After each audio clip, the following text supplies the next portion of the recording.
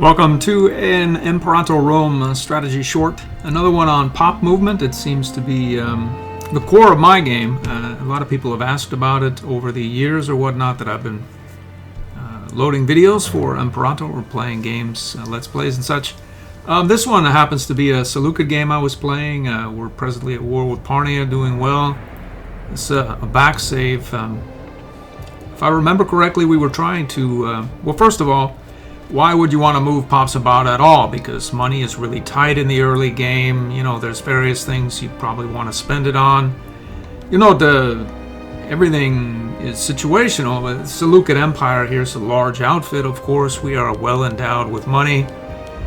So it allows a certain flexibility or latitude relative to moving pops about and the ability to do so. I have quite a few mercs up here, various funding outlays. I have a large bankroll.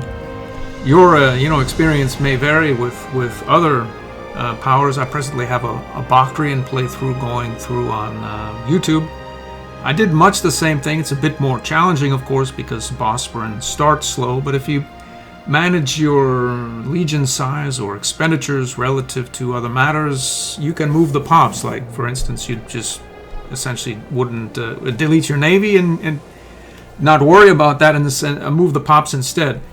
To the point, if you're watching the Bosporan playthrough, and if you haven't seen it or heard of it, or you're watching this video years away from the present Bosporan playthrough that is loading to YouTube, the next one comes up in 2 days from now, and want to know what it's about, there's a playlist on the channel. But more to the point, if first of all, it's the Seleucid Empire. It comes with 3 integrated pop cultures, and I think a 20% research rate.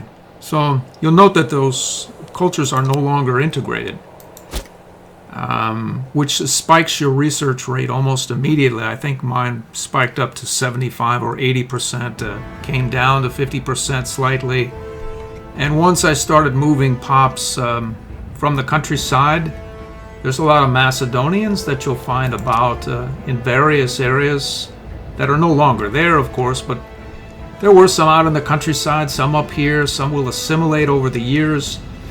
And what you want to do is move them to the capital, Providence, which would in this case be Cytosine.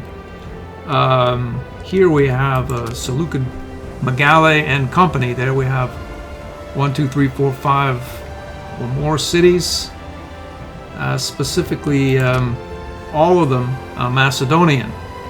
So moving your pops, they don't start that way. They start highly Babylonian and or Assyrian. I think Babylonian essentially everywhere. Babylon, of course, is still almost completely more predominantly Babylonian. But if you get your pops to the city and your integrated or primary culture pops, which in this case are Macedonian, very happy Macedonians, I might add, at 55%, you will lose the malice to assimilation, which is, you'll note there's no malice other than the heritage of Seleucos.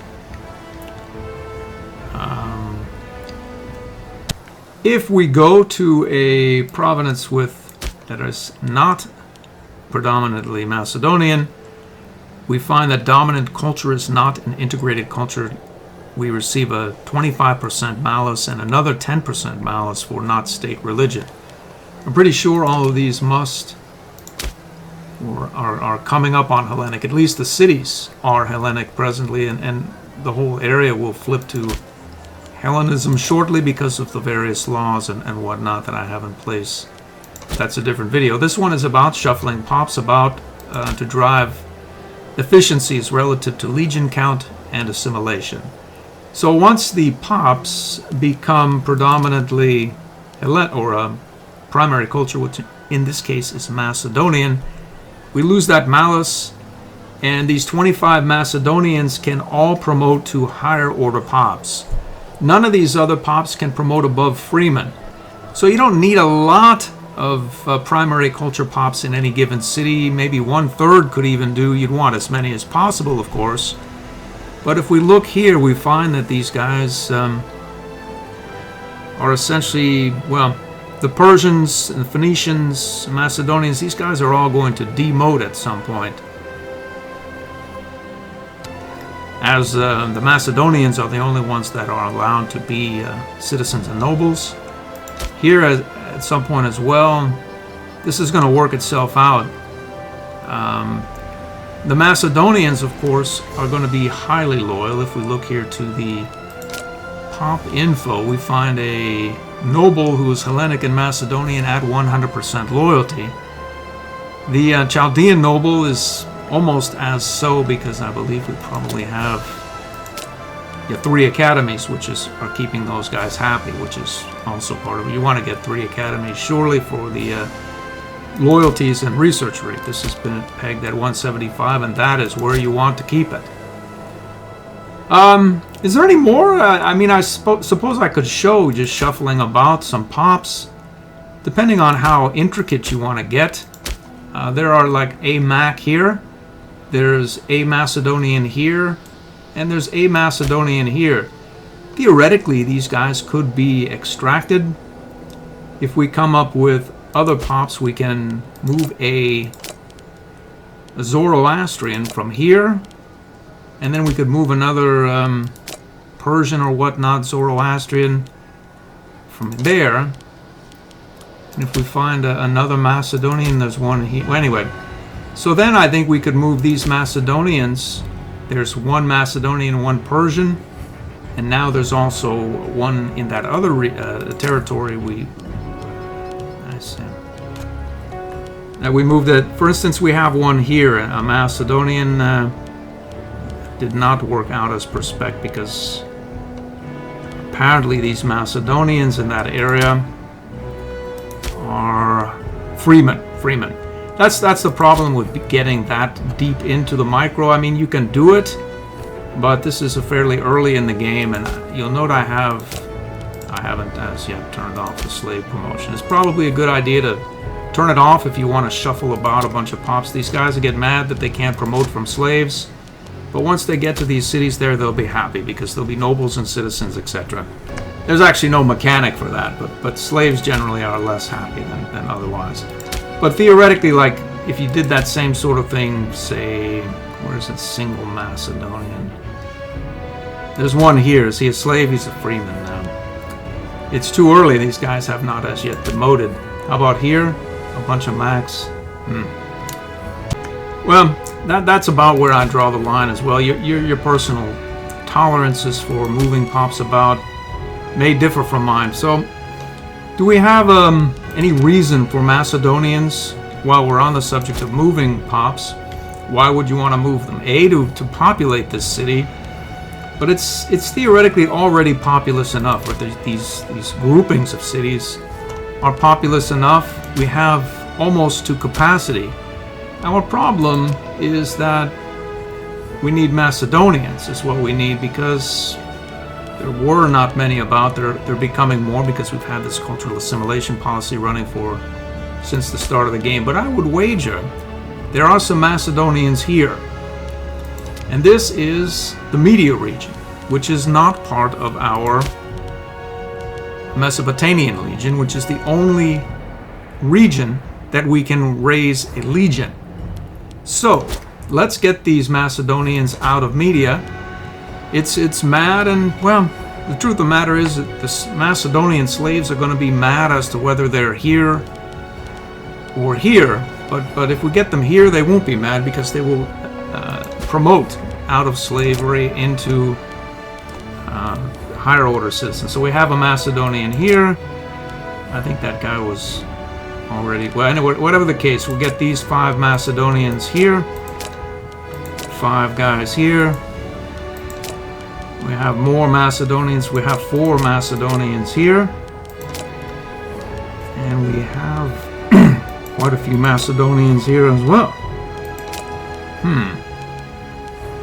It's an interesting save. Usually I'm a bit more attentive, especially early game. So, anyway, whatever the case is or isn't, we'll get these guys from this to there. And there should be there's quite a few Macedonians right there. It's relatively inexpensive. We have vegetables, I'm sure, in the capital. We can move them here from Sabatika. Let's see if we can find Sabatika. There it is. You could go deeper in if you have the money. I actually do have the money. And if I were doing this, I would probably take a couple of Macedonians, a couple of provinces in, like aggregate all the Macedonians from this province here and then move them here. And then aggregate all the Macedonians from this province here, move them there and then here, etc. But just for the sake of expediency, we'll just take this one province, which we found 13, a fair number. They should be here presently. They are. We can then move them here. And then we can get them to our Seleucid Megali city complex, where we are sort of hurting for Macedonians. So we'll move them from here to here and get them into Opus as well. So there's 13 of them right here, and 10, and then we can move them to Opus and then disperse them wherever it is they're needed.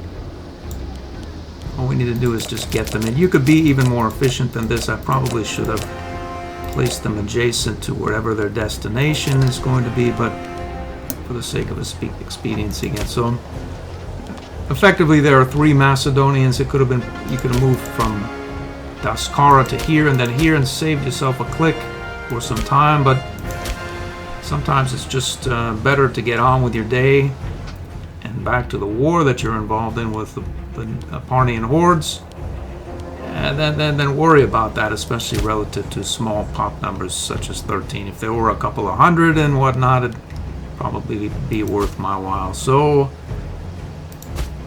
let's see, we need 25 max there. Let's have a bunch there. Essentially, we could use them really anywhere. I think what's going on in